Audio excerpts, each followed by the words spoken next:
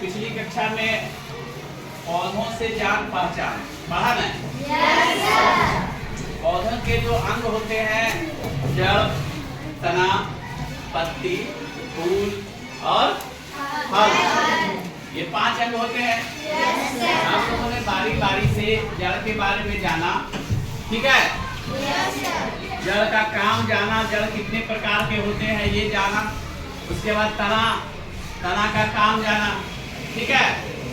उसके अलावा पत्तियों के बारे में जाना, पत्तियों का काम जाना। अब जो अगला भाग है वो है फूल। अगला भाग क्या है? फूल। और अगला चैप्टर भी हमारा है फूलों से जान पहचान। तो अभी आप लोग भी अपने बगीचे से फूल तोड़ करके लाए हो। ये उड़हुल का फूल है ना? किसका फूल है?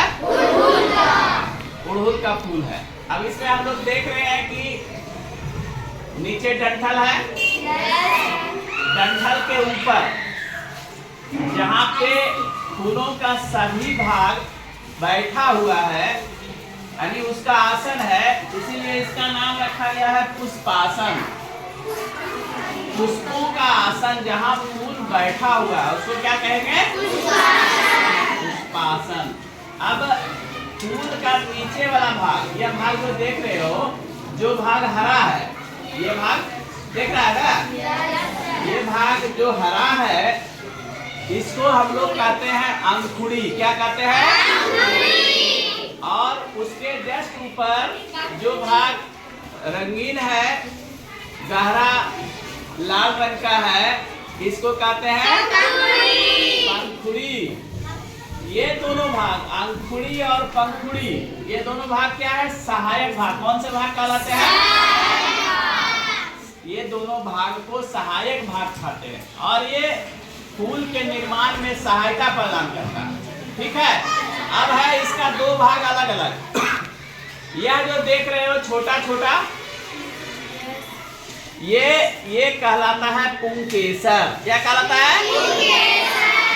और इसके ऊपर देख रहे हो 5 या 6 आकृति, इसको हम अलग करके दिखाएंगे, डिसेक्ट करके। इसको कहते हैं स्त्री केसर। अब जैसा कि नाम से स्पष्ट हो रहा है कि पुंकेसर पुल्लिंग है, यानी पुरुष भाग है, और इसमें स्त्री केसर यानी ये स्त्री भाग है। तो ये फूलों का आवश्यक भाग होता है। क्या होता है? आवश्यक भाग होता है, नेसेसरी पार्ट होता है। इसके बिना किसी भी फूल में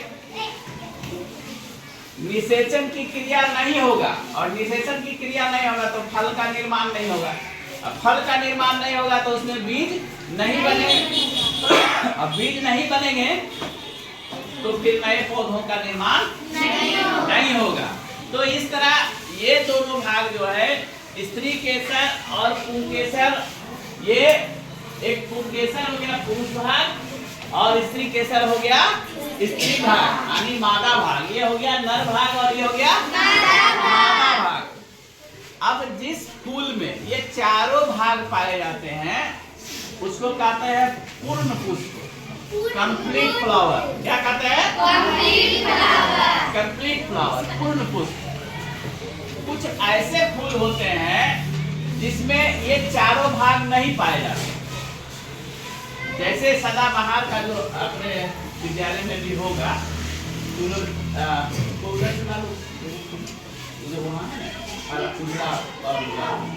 उसमें देखेंगे हम लोग कि ये चारों भाग नहीं पाए जाते, मतलब जो सहायक भाग है वो नहीं होते हैं, या किसी किसी में एक ही सहायक भाग होते हैं। तो वैसे फूल को कहते हैं अपूर्ण फूल, ठीक है? क्या कहते हैं? अपूर्ण फूल। अब इसको हम अलग अलग करके देखते हैं।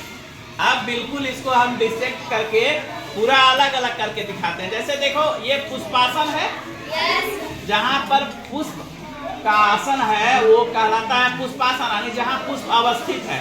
अब ऊपर के भाग जो हरा भाग है ये कहलाता है, क्या कहलाएगा?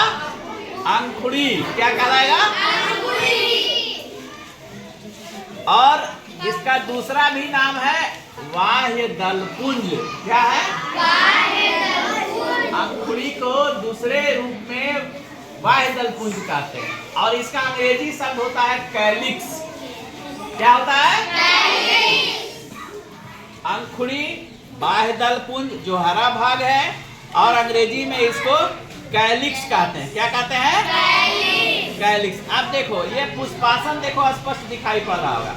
इस पे आसन था पुष्पों का आसन, ये पुष्पासन स्पष्ट दिखाई पड़ रहा है ना?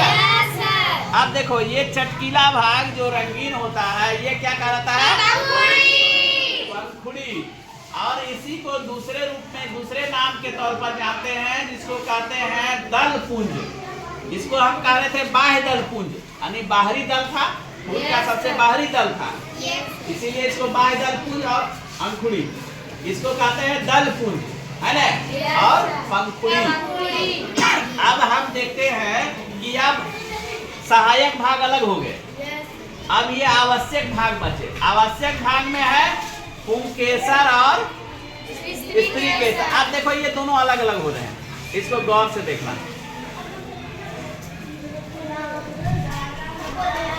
देखा? अब ये अलग हो गए। अब ये अलग हो गए तो यहाँ पर पुंकेसर बच गया और यहाँ स्त्री केसर बच गया। अब पुंकेसर जो है, इसकी संरचना ब्लैक बोर्ड पर, चूंकि ये बहुत बारीक है, छोटा है, तो इसको दिखाई नहीं पड़ेगा, लेकिन जब इसको हम बड़ा करके देखते हैं तो एकदम ऐसे ही दिखाई, इस तरह की रचना दिखाई पड़ेगी। एक एक सिंगल सिंगल अगर देखोगे तो ये इसी तरह की रचना दिखाई पड़ेगी। ठीक है? हाँ। और इसको अंग्रेजी में एंथर कहते हैं। क्या कहेंगे? एंथर। हाँ। अब है, क्योंकि तुम लोग छठी कक्षा में हो और जीव विज्ञान पढ़ रहे हो, अभी भी अलग अलग नहीं है, लेकिन विज्ञान में पढ़ रहे हो, तो विज्ञान में जब तक शब्दों का अंग्रेजी शब्द नहीं सीखते जाओगे तो आगे चल के परेशानी होगा। इसीलिए अंग्रेजी शब्द से भी परिचित होते जाना। ठीक है? पूर्ण फूल, इसमें चारों भाग पाए जाते हैं। फिर अंकुड़ी, जिसको अंग्रेजी में कैलिक्स कहते हैं, इसको बाह्य दलपुंज भी कहते हैं। पंखुड़ी, जिसको अंग्रेजी में कोरोला कहते हैं। क्या कहते हैं? कोरोला। और स्त्री केसर, जिसको अंग्रेजी में गायनेसियम कहते हैं। ये भाग, यह जो भाग दिख रहा है, ये गायनेसियम, स्त्री केसर। और इसमें जो भाग है अलग अलग, ये पुंकेसर का भाग है, जिसको पुंकेसर कहते हैं और एंथर कहते हैं। अब पूरे भाग को एंड्रोसियम कहते हैं। तो इस तरह लगभग हम लोग फूलों के सभी अंगों से परिचित हो गए, फूलों के सभी अंग के बारे में जान गए हैं। और इसका बनावट है ना, इसके बनावट को भी हम लोग समझेंगे। तो गौर से देखना, इसको हम फिर से दूसरे फूल को डिसेक्ट करते हैं। उसमें टूट गया था, इसमें हम टूटने नहीं देते हैं।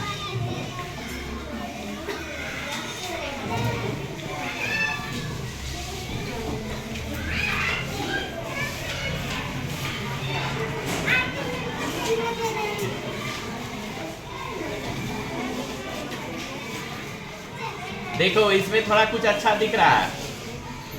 ये चूंकि अभी पूर्ण अलग नहीं हुआ है, तो इसमें जो है, जो हमने बताया, जो फिगर में, तस्वीर में बनाया है यहाँ पे, वो भाग एकदम स्पष्ट दिखाई पड़ रहा है, बड़ा बड़ा है ना, बड़ा बड़ा दिख रहा है ना, एकदम इसी तरह है ना। अब माइक्रोस्कोप पर जब हम इसको रखेंगे तो और स्पष्ट दिखाई पड़ेगा, है ना।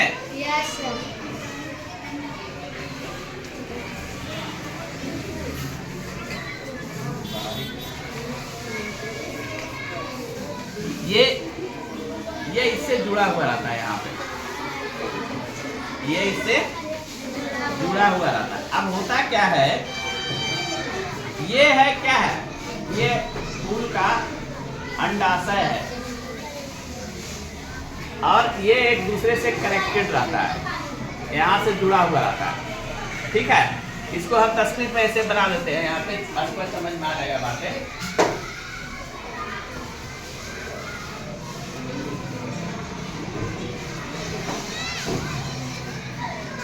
दिखाई पड़ रहा है इसी टाइप का? Yes sir. और ये क्लिप जैसा। अब है कि यहाँ जो हम लोगों ने देखा, ये परागकोश है। ये क्या है? परागकोश। इसके अंदर परागकण होते हैं। परागकण।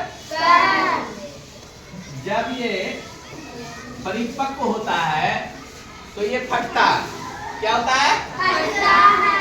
फटने के पश्चात ये परागकण छिटक करके ये वर्तिकाग्र में आते हैं और ये दानेदार रचना जो परागकण है फिर यहाँ ओवरी में आ जाते हैं, अंडाशय में।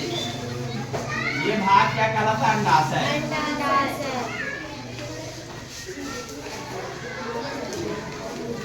तो ये कहाँ से आ रहा है? पुंकेसर से। पुंकेसर से परागकण आया, यानी पुरुष भाग से आया स्त्री भाग में, है ना? और ये अंडाशय है, यहाँ बहुत सारे अंडाणु हैं। क्या है? जो यहाँ पे दिखाई नहीं पड़ रहा है। ये बहुत सारे अंडाणु हैं और ये दिखाई नहीं पड़ रहा है। अब है कि